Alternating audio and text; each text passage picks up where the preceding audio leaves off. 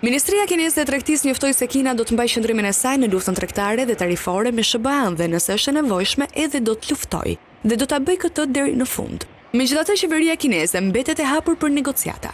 Arsyeja për këtë deklarata ishte kërcënimi i presidentit amerikan Donald Trump disa ditë më parë për të vendosur një tarifë shtesë për 100% për importet nga Kina në Shtetet e Bashkuara, duke filluar nga 1 nëntori.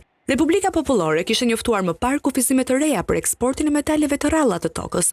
Këto janë lëndë të para të rëndësishme për kompanitë industriale në shumë sektorë në të gjithë botën. Kina është lidere botërore në tregun e metaleve të rralla, të cilat përdoren në telefonat inteligjent, pajisjet mjekësore, ekranet LCD, bateritë, motorët e të tjerë. Të dielën përfaqësuesi i tregtisë SBA, Jamison Greer i tha Fox News se Kina nuk e kishte informuar qeverinë e SBA-s për kontrollet e reja mbi eksportet e metaleve të rralla të tokës. Kur mësuam për këtë nga burime publike, u kërkuam kinezëve një bisedë telefonike, por ata shtyn, tha ai. Kina e ka marrë parasysh këtë sipas Ministrisë së Tregtisë në Pekin. Kontrollet e eksportit janë në përputhje me ligjin dhe nuk përbëjnë dalim eksporti.